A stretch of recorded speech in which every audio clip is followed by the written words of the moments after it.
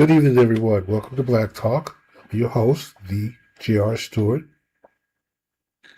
And you guys got to bear with me tonight because I'm still under the weather, still fighting this head cold. So hopefully by this weekend it should be past. A couple of announcements to make. One, we're going to change the time of the show to Monday, Wednesday, and Friday instead of every night. I was thinking about just going to once a week, but I think that's too infrequent. So I think 3 times a week is a good mix. So Monday, Wednesday, and Friday, my pet dog here trying to get in on the action. It's Belle. All right, Belle, I'm doing my show right now, so I can't play with you. I know you guys can't see me, but she's off to the side here. Eventually she'll sit down and listen to the show as I do it. So tonight we're going to have a grown-up conversation like we always do. Okay, you guys just saw her. She's the Belgian Shepherd that just walked in the back. We have the grown-up conversation like we normally do. And this time we're going to talk about whether it's racism. We're going to talk about racism. And what is easier to accept? Being called a racist or being called xenophobic or anti-Muslim, a religious bigot? Let's just go with that one. Let's go with religious bigot. So religious bigot, the anti-Muslim, or racism, which is worse? Which one, if I was asked, which I haven't, but if I would take a survey of white people and ask them which is worse, would you rather a black person call you a racist or a Muslim say that you're a religious bigot because you don't like Muslims? You're against them because they're Muslim. Which is worse? Well, I can tell you this, that it wasn't that long ago that black people, black organizations, black folks could always use the R word, racism, as a tool, as a weapon. And it got to a point in our society that white people were so sensitive about the word racism, no one wanted to be accused of being a racist.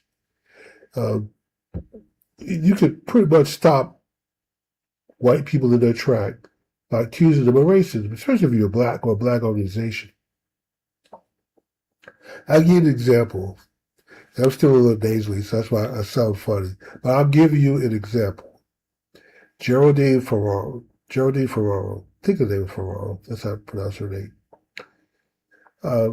When she was managing the Clinton campaign, Hillary Clinton was running against Barack Hussein Obama for the Democrat nomination. In one of the states, one of the areas around one of the universities, I can't think if it was, I can't remember which school it was. But anyway, they ended up with more ballots than they had registered voters, and more ballots than people in this district or county. And most of the votes went for Barack, went for Barry. And of course, this was like the second time that this had happened. It happened before, and of course, the Clinton campaign didn't say anything. And then this was the second or third time that it happened. So finally, they came out and said something. They said, wait a minute, this is something they'll see right here. How do we end up with more ballots than people? And most of them going for Barack. Something's not quite right here. Well, just by Geraldine coming out making that statement, questioning the results, Obama's campaign accused her of being a racist, a racism. Oh, you're a racist for questioning what a black man can't win votes, can't win 99% of the votes. Well, I guess he can, but it's just not something we normally see. That one person wins almost all of the damn votes. But anyway, this was her claim was something was done right, something seemed amiss, and their claim was she was a racist. Well, we all know what happened. The Clintons ended up firing Geraldine, and we haven't heard from her since. I mean, she rode off into the Wild West. Personally, I don't know if she's still alive or dead, or I mean, she became so obscure that that she dropped out of the political headlight altogether, and that was the power of the word racism. Back then, when the early 2000s, oh yeah, but the charge of white person with racism, with being a racist, I mean, that was still a powerful thing.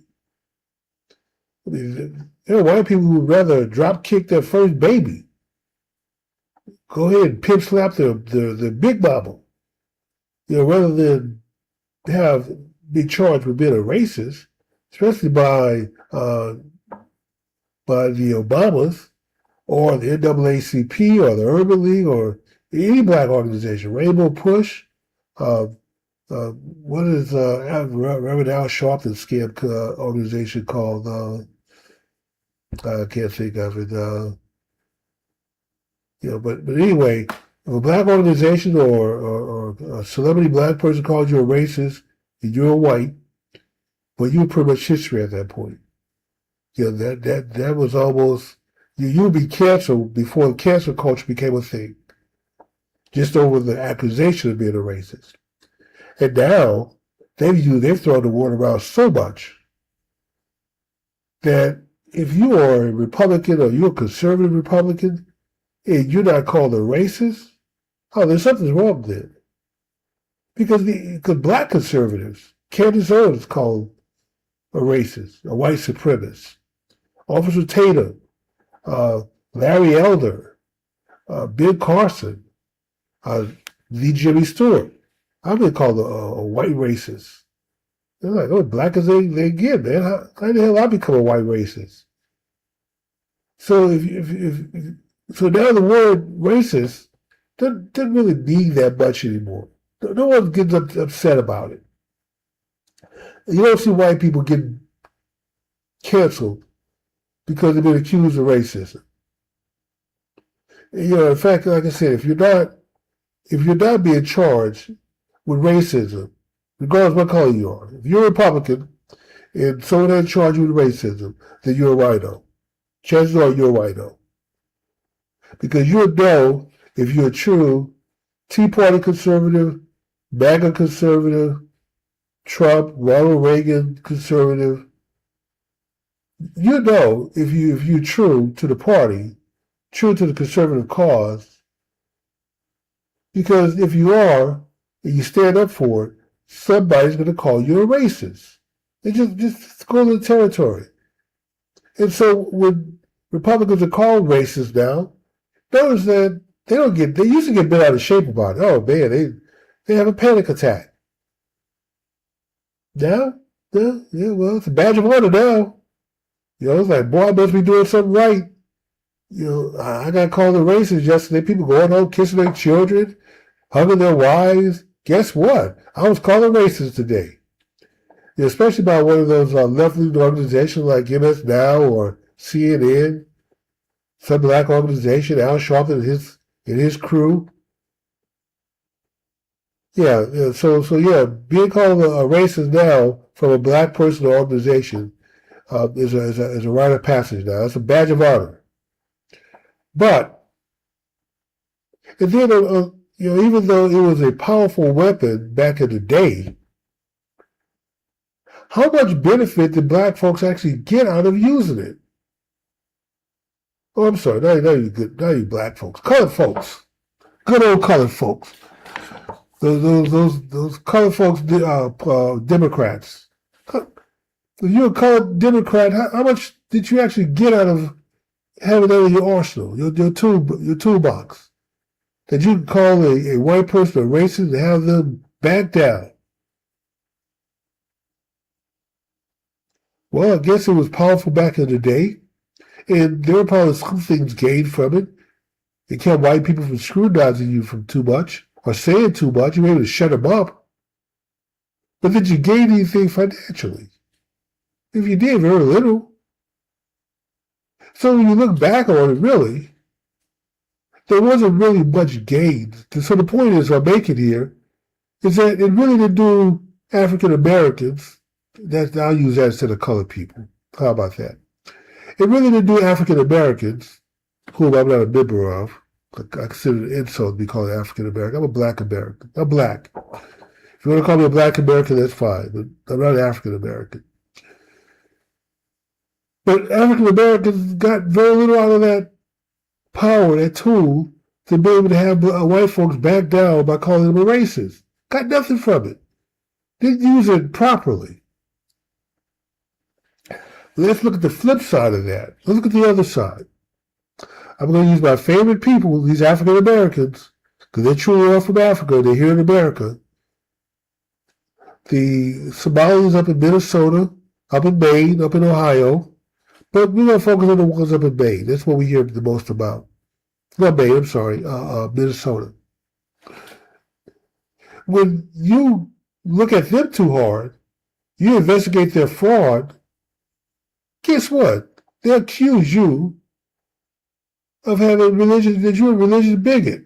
You're only looking at them, you're only investigating them and coming after them because they're Muslims. You must be xenophobic. You must be anti-Muslim.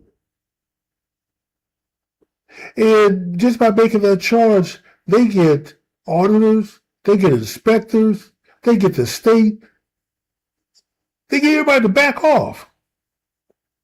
When Congress was down there having the hearings, the fraud hearings over Minnesota, they had over 30 whistleblowers come and testify how they were punished, how they were silenced and shut up. Their bosses telling them, man, you don't want to go down that path. You don't want to go down that rabbit hole. The Somalis have made friends at high places around here. You don't want to be accused of being a religious bigot, being xenophobic. You don't want that. And for those who stood their ground, they found themselves being transferred to some department, some place where they can't do any harm. They can't blow the whistle on anybody anymore. If you tracking the money and bringing attention to the fact, I'll give you an example of just one program, just one. I mean, they pretty much have frauded and grifted every damn social program in Minnesota that they can find. But just one, the artistic program to feed autistic kids. In 2016, 2017, the total expenditure for autistic kids in the lunch program was $1 billion a year. $1 billion a year. Now that same program, to feed lunch, not breakfast and dinner, not weekend groceries, just the lunch program for autistic kids, $343 billion in the state of Minnesota now. So when these costs kept going up, I was like, wait a minute. Do we really have that many autistic kids in Minnesota? Where'd they come from? We didn't have them before this. We made a whole program. Food, salaries, delivery, shit, everything for $1 billion. Now we have all these nonprofits popping up out of the woodworks, claiming they feed thousands of kids. And so when the auditors look at this, when the inspectors look at this, when the payable clerks look at this, they say this doesn't quite seem right. And they go report it to their supervisors, to their managers. They fill out the report saying, hey, this looks suspicious. A suspicious activity report, a SAR. They told you, they thought you anti-Muslim. You don't want to be anti-Muslim here. You thought you don't like the Somalians. And I'm pretty sure that most of those folks didn't know any Somalians. Didn't deal with them personally. Didn't live in their neighborhoods. Don't shop at their businesses. They're just noticing irregularity when it comes to these payments. And for that, they got either told to shut up, mind your own business, stay in your lane, Just hit pay on the invoice and send a check out. Or we'll ship you off someplace else where you can't do any damage. Because evidently, seeing these invoices come in like this, it's causing you problems. We don't want to cause you problems. So we'll ship you to another department where you don't have to see these things. This is the power that the Somalis have. And of course, when they get on TV, what do they say? Anybody who's on their ass, anybody who's looking at them, accusing them of all this fraud, asking questions, you must be anti-Muslim. You must not like Somalians. We're doing nothing wrong. The government approved all of this. I'm sorry, which government are you talking about, lady? Oh, you're talking about Tim. You're talking about his captain, the Attorney General Ellis. You're talking about the lieutenants, the mayors, her and Fur, and probably a ton of other people. Yeah, you're talking about Tampon Tim who changed the rules that you can apply for a daycare license. Nobody comes out to inspect your facilities. All you got to do is say that you have less than 100 kids that you provide daycare for. They're not asking for background checks on the people that you're hiring to watch the kids. What kind of meals you feed them? Whether it's safe. Hell, it's cold 10 months out of the year. You think somebody will come out and just make sure the heat works? No, none of that's going on. As long as there's under 100 kids, there's no inspection. Just apply for it. Pay the fee. Wait for the approval to come in. And then start invoicing the state. Tampon Tim set that up.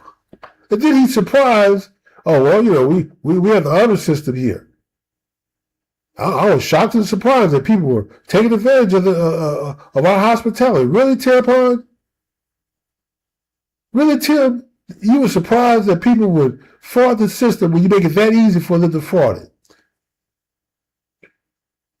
The drug cartels shipping drugs in this country, I mean, they make billions of dollars, poisoning kids, but they gotta take the risk of being arrested.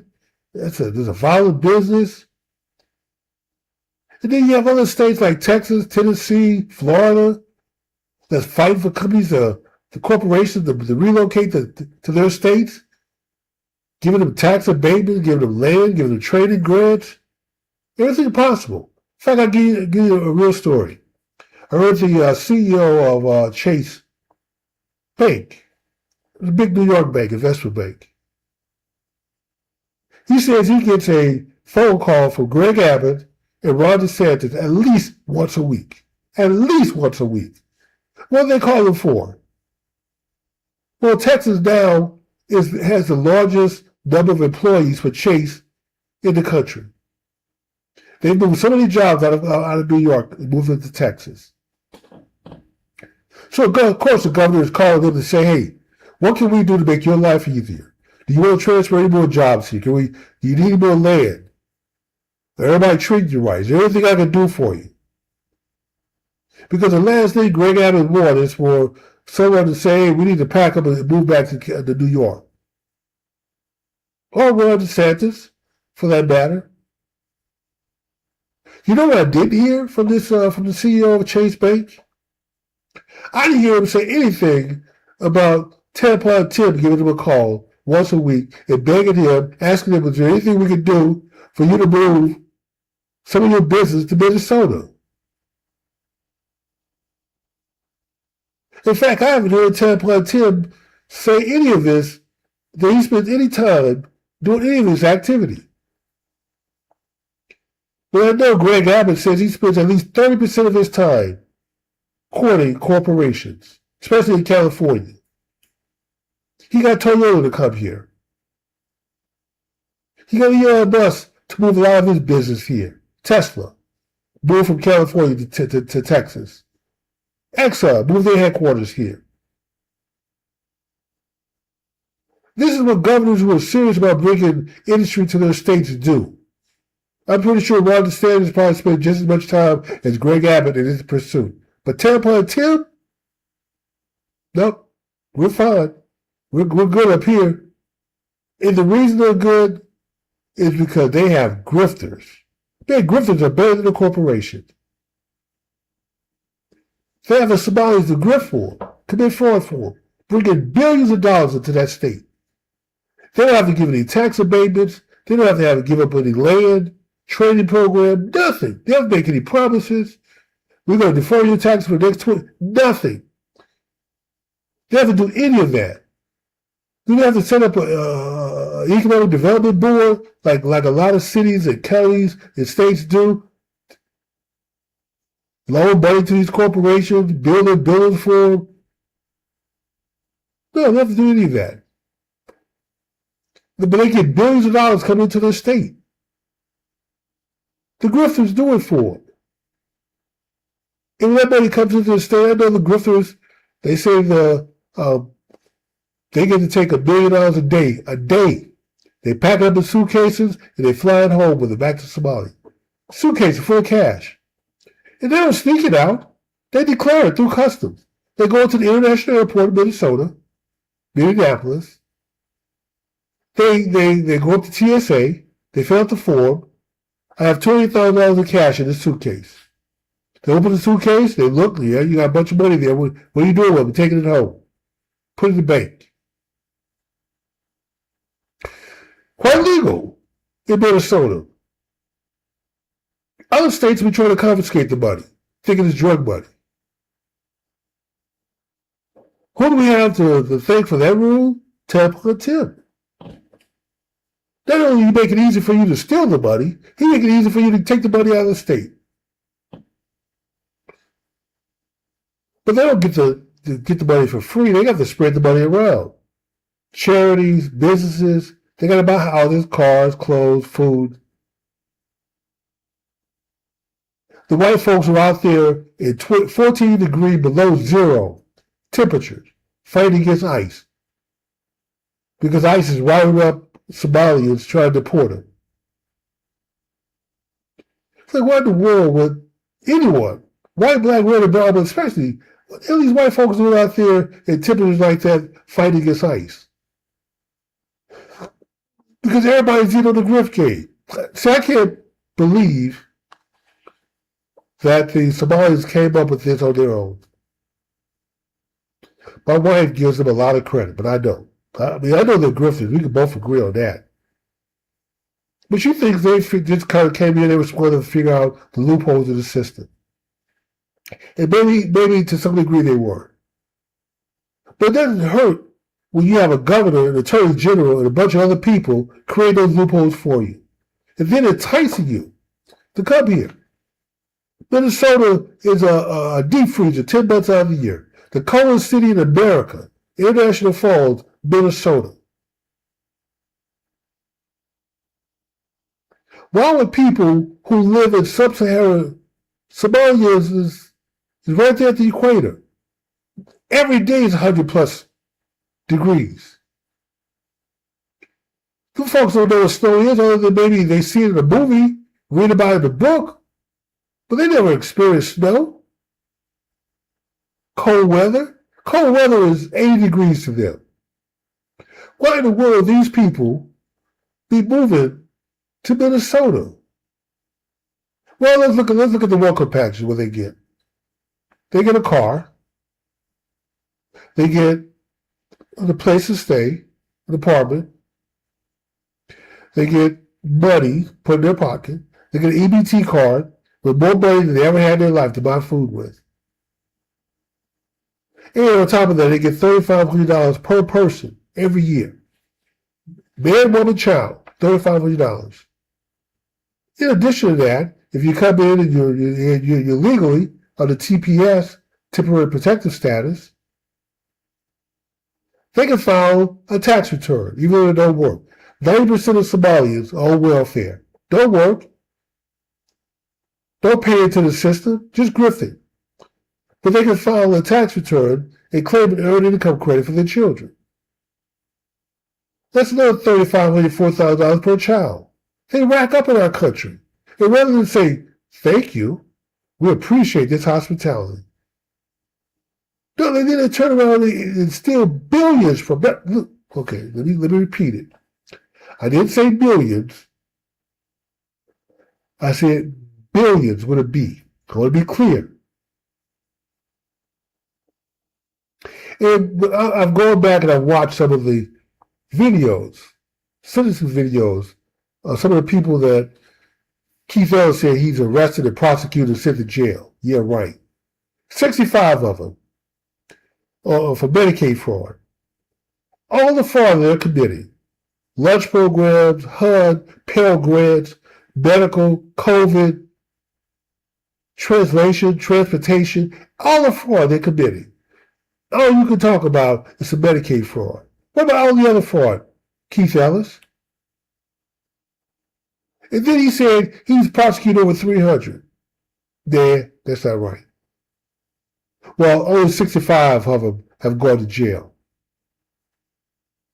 And then when, they're on Capitol Hill being questioned, get their asses handed to them, Republicans are tearing their asses up.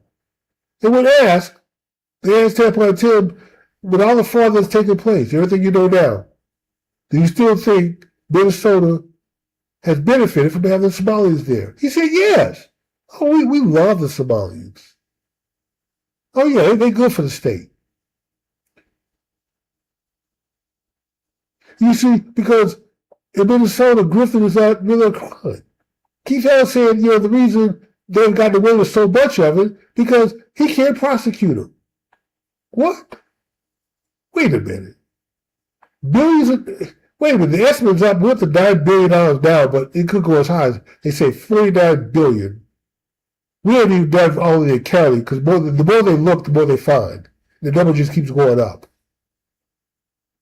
And you're the chief cop in your state. You're the attorney general. You're telling me you can't go after these people? Well, I can only go after them if the governor gives me permission to go. The governor has to give you permission to go after fraudsters? This is your testimony in Congress? Did you have to have permission from the governor to go after fraudsters?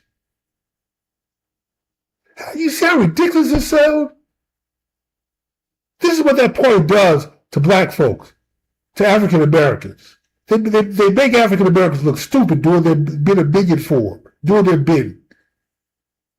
If you can't do if you can't do your job as Attorney General, if you have to look the other way while this fraud is taking place and Griffin is taking place, and you can't go after these people for whatever reason, and the governor's not giving you permission to go after them, tying your head, you need to resign.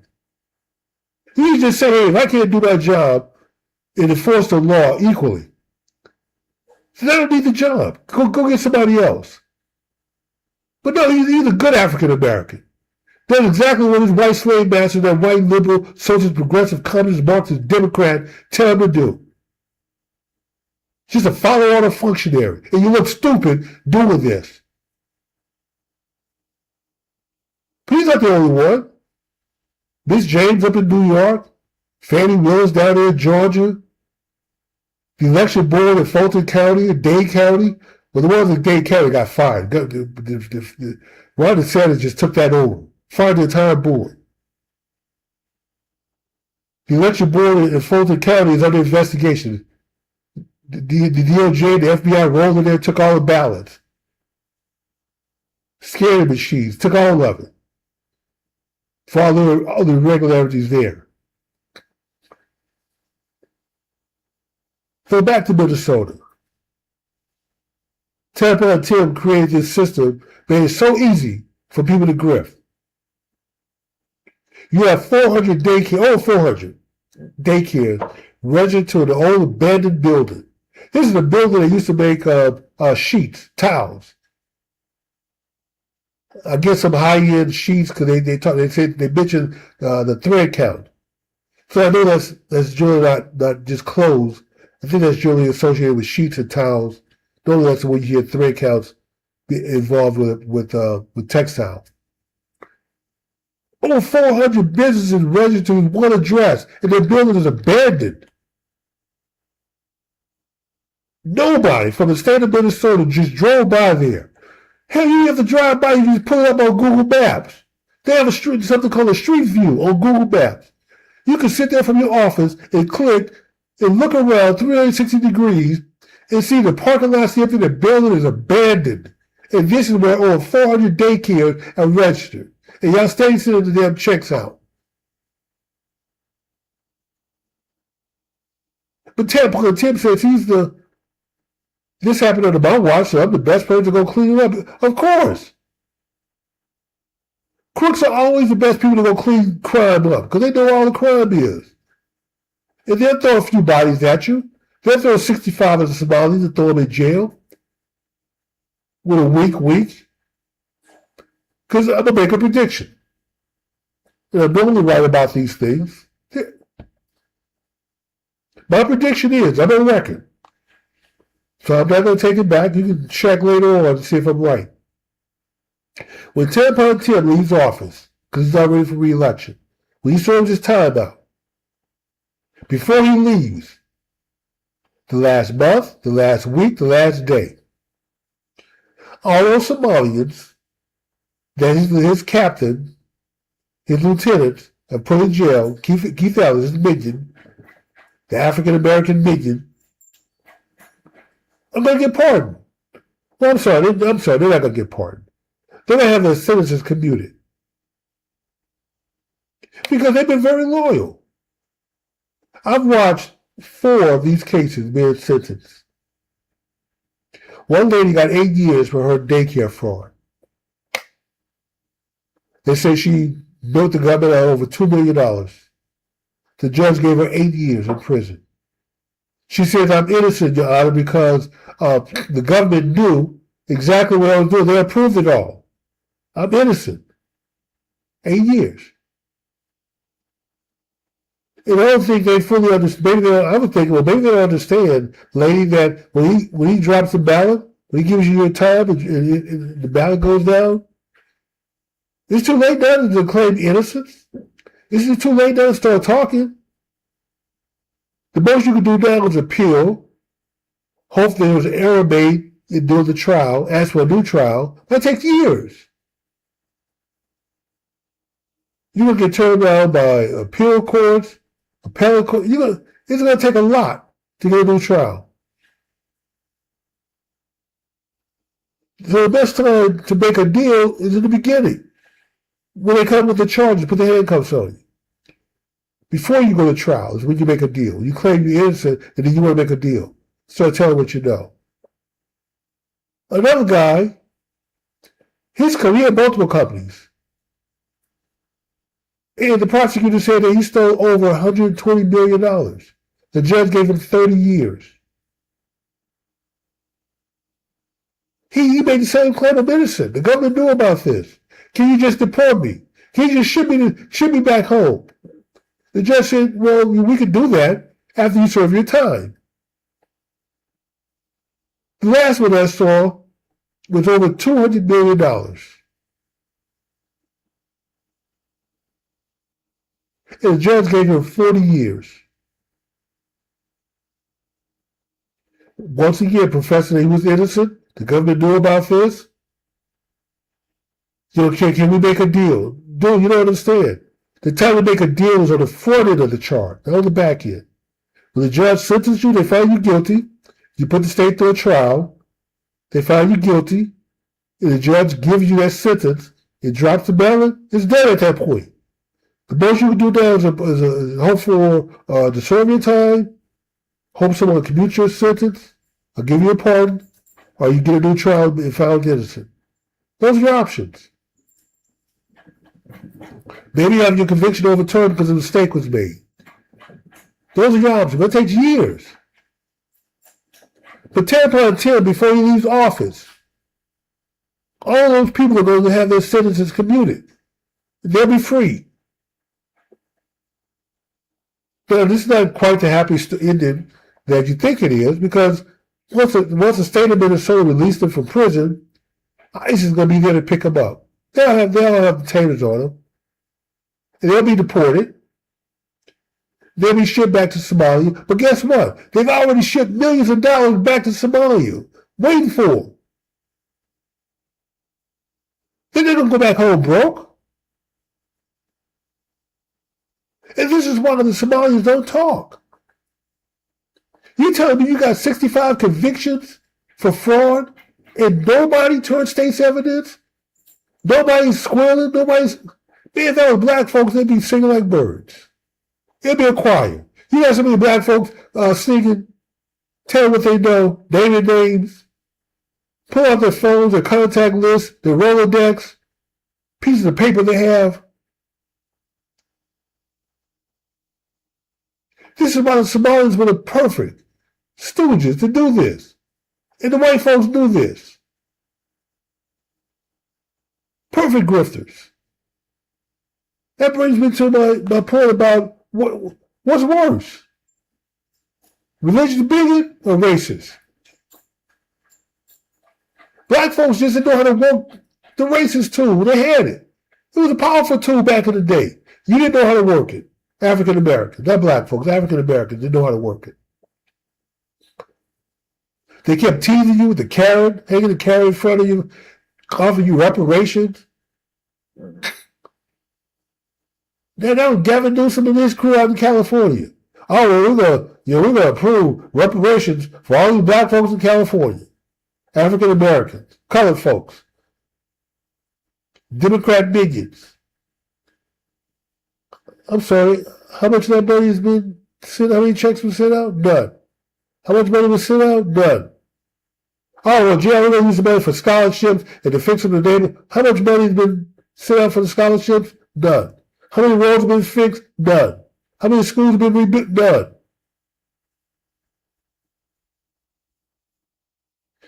If I didn't know any better, I would think that the whole effort was some part of the Catholic diocese for nuns.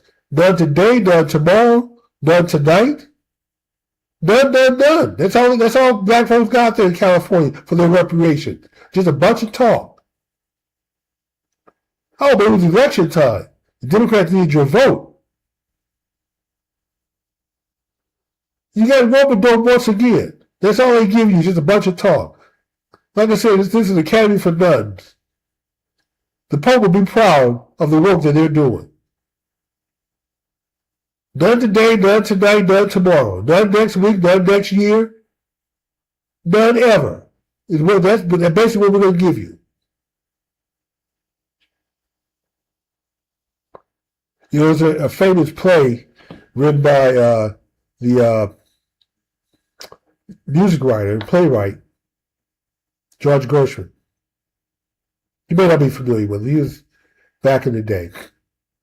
They don't write that kind of music anymore. They really don't do those kind of plays anymore. But if you're interested, go look it up. A play called Porgy and Bess. And it's really about black folks, believe it or not. A white Jew write a play about black folks. So in the play, one of the characters makes a statement. Because basically everything has been taken away from him. He has nothing.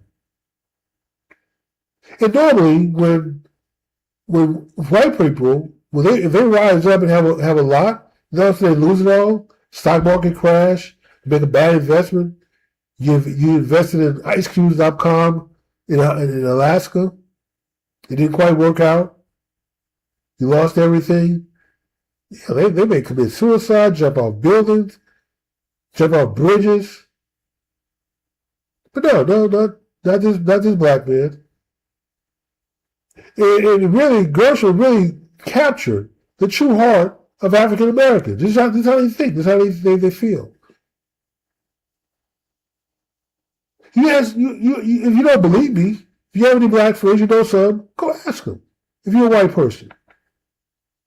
If they have just a little success, nice home, pretty much car, decent job, they're living the middle class life, upper middle class life, they're doing okay. And ask them, if you were to lose everything tomorrow, if it was all gone, what would you do? And they just say they just keep living. They're not going to say I'm going to commit suicide.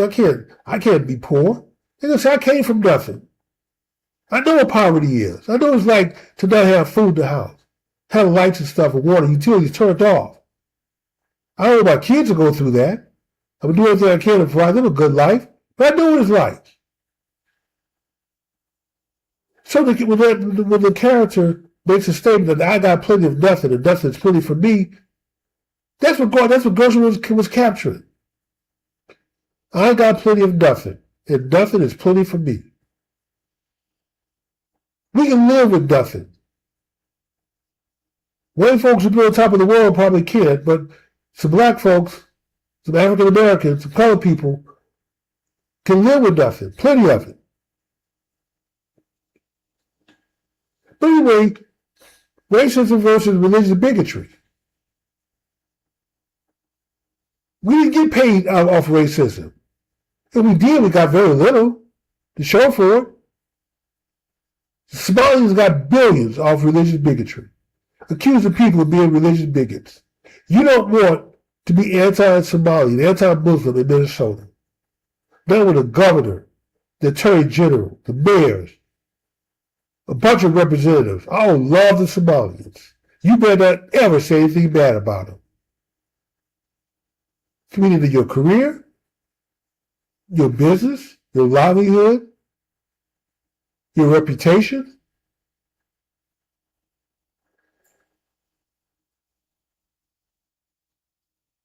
So which is worse? If you're a white person, being called a racist by black people, or anti-Muslim by Somalians in Minnesota. And see, this is why, when you look at it all, billions of dollars in Griffin, you tell me you couldn't find any, I haven't seen any black people, colored people, African Americans rolled up in those cars when they put the handcuffs on them for fraud. When they go to the international airport and see Somalians with suitcases full of cash, I don't see any black folks. You say, well, Gerald, what about the Somalians? No, they're not. They say they're dark-skinned Caucasian. This is by their own word. They're not black. They don't identify with us. According to them, when the white folks, Europeans, came to Somalia, the white folks told them, y'all are dark-skinned Caucasians. Y'all not like those Nubians, like those Africans, those Nigerians, those Ethiopians, those Kenyans, or any of the folks over in West Africa. Hell, y'all not even like they say they're Arab. Dark-skinned Caucasian. They speak the Arab language, they eat the Arab food, but their culture is Arab. And then they're dark-skinned Caucasian. They don't identify with you folks here in America. You melanated dark-skinned people in America.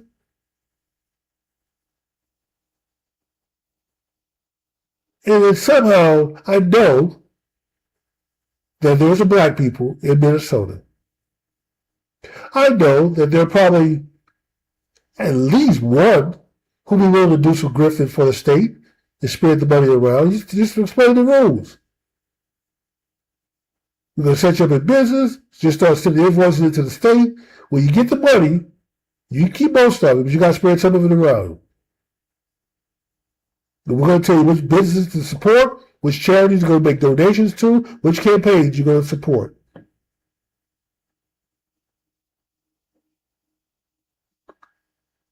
Sure, there's some black folks going to take that deal. Wait a minute, I can grift millions of dollars, buy me a big house, cars, live large, gold chain, put a diamond ring on every finger,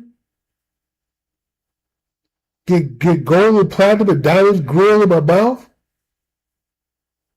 And all I gotta do is spread something about it. Oh, no problem. I'll go for that deal.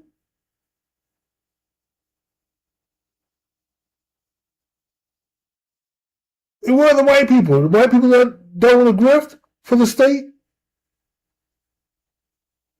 To date, there's been one white woman who ran Feed Our Future. They said that her organization hit the government up for $250 million by the time it was all said and done. She hadn't gone to trial yet, but from what I hear from a couple of interviews, she's come out and said she's ready to talk, ready to name names. She's ready to tell what she knows. She's not trying to die in prison. Federal prison. See, she got charged by the feds, not by the state. So Tampa and Tim can't commute her sentence and get her out of jail when he's done. If she gets 40 years in federal prison, she got to serve 40 years. So she's talking. She's telling what she knows. And maybe that's why they don't involve white people or your precious African Americans in your scheme. Because the Somalis don't talk. It's tribal for them.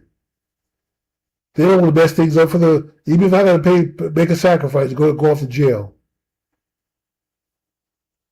And it's so sweet of a deal, you got to hear this. Even in jail, even when they've been convicted, serving time, the businesses that they set up, that invoice the state for services, the invoices are still going out. The fraud still takes place. And what does the Attorney General say? He testified he can't stop the payments. He can't really go after these people. He needs permission of the governor to go after them. This pass is outside of his jurisdiction. Unless Tampa and Tim say go after them, I can't do it. My hands are tied.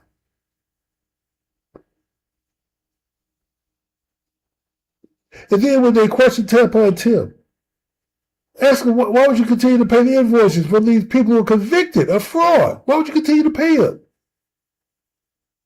Well, we don't have enough auditors. Yeah, because you transferred them all.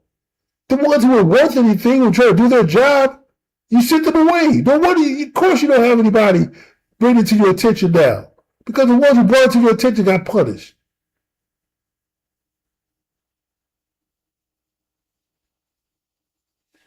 By design. Grifted by design. And up in Minnesota, all the Somali had to say is that you're anti-Somali, you're religious bigot, you're xenophobic, you're racist, but not racist for any reason of race. No, you racist against me because I'm a dark-skinned Caucasian. Because I'm a Muslim. Don't hate, participate. Get in with the program, get paid. That's basically what they told Keith Ellis. Yeah, they got him on tape. How in the world, you the attorney general, you a lawyer, you been in Congress? How in the world you get wrapped up on tape accepting money? He's on tape when the Somalis are asking him, telling him that they're under investigation. Oh man, these auditors and inspectors, they're looking at our books, they're checking the invoices. His reply to them is that, hey, I'm gonna look into this. Yeah, we're gonna fight them. We're gonna get to the bottom of this. But I really can't help you unless I'm elected. It takes money to get elected. Thousands of dollars also start popping up in this campaign from these fraudsters. And then they question him about it. He said, first of all, it didn't happen. They played a tape. His voice. And then his story is now, as well, they lied to me. They lied to us all. They're fraudsters. They took advantage of me. I was naive. I came into Minnesota, we trust everybody up in Minnesota. We didn't even conceive that people would actually try to take advantage of our hospitality, our honesty. We trust people up here. So we've been shocked and surprised. These folks have come in and lied to us like this. Really, Keith? That's your story, you sticking to it? Really? On national TV in front of Congress, it's been part of the congressional record. This is your claim that you're so naive, so trustworthy, you and Tampa and Tim, that these folks lied to you and got over on you. You're doing their bidding. You can't go after them. You can't prosecute them. You can't go back and get the money back because your boss don't give you permission to do so. Your boss is steady creating loopholes to make it possible for them to grift, but you don't know what's going on. You wonder where any of this is happening, and now it's been brought to your attention. You and Tim are going to get to the bottom of it. When the people of America has been spending their tax money, billions of dollars going into your state to be grifted. But it's not just you. I'm pretty sure California's got the grift game going on also. We know Maine. There's a large Somalian population in Maine, another cold state. Maybe not as cold as Minnesota, but they 8, 10, 12, 10 months out of the year, they're cold. They're Somalians doing it in Maine anyway. Why are they in Texas? Why are they in Florida, Arizona, New Mexico, Southern California? I mean, that's closer to their climate than Maine, Ohio, and Minnesota.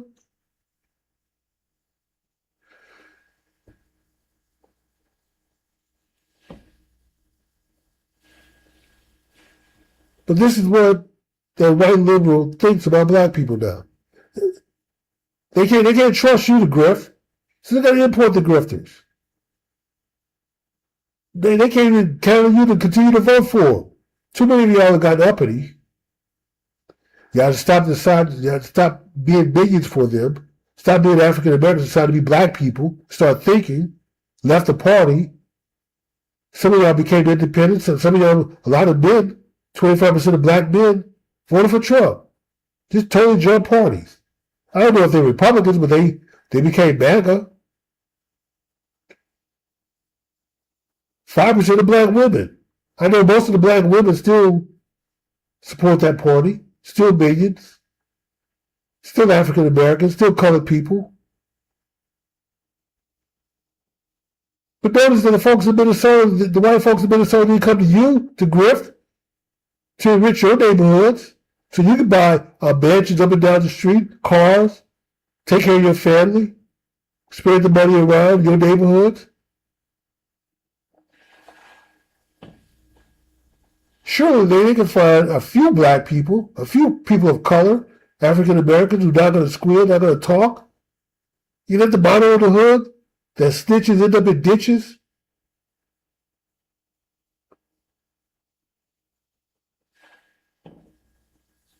They're replacing you. They're bringing in immigrants to replace the vote that they're losing. And they don't trust you enough to go out and grift for them. And so they bring in the Somalis to grift for them. They incentivize them. They don't incentivize black folks, African Americans, colored people, bigots, diggers. No, y'all don't get the incentive. The Somalis get it. They get all of it. And when it comes to grifting and fraud the system, they just look the other way. Let them have it. Anybody say anything, we'll take care of that person. We'll make sure we take care of it, move out the way. Don't worry, just keep sending invoices in. Keep collecting the checks. It's good business for the state.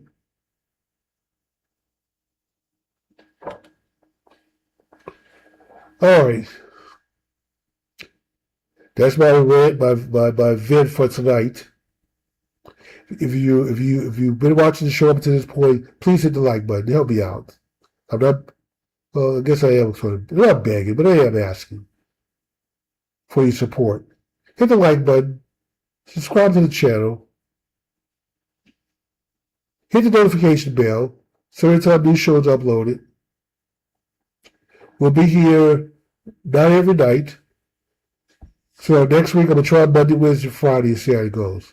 But in the end, only because I have other stuff that I'm doing, I need to see how much time I can devote to Black Talk. I'll do at least one show a week. That much I know for sure. So when I do multiple shows a week, we'll see. We'll see how the bandwidth goes. But I'm going to try next week to do 3 shows, Monday, Wednesday, and Friday. Even though I have another show on Wednesday at 8 p.m. called Black Man Speak. If you're on the internet at that time, come check us out. But I have a partner on that show. We try to talk about black issues. Offer up our opinions. I don't always agree with the opinions of my co-hosts. So Black Talk is just me, the co-host. No other guests, just me, my opinion. So I can bring you and tell you exactly how I feel and what I think. I don't have to pull any punches. I don't have to be politically correct. I don't have to be nice or kind to anyone. I told you this is a don't talk. We don't pull any punches here. We're going to keep it hard. We're going to keep it real. We're going to keep it hard, real hard, all that good stuff. Anyway, we're just going to keep it honest. So I'm going to give you back 5 minutes and call it a night, and I will see you guys on Monday.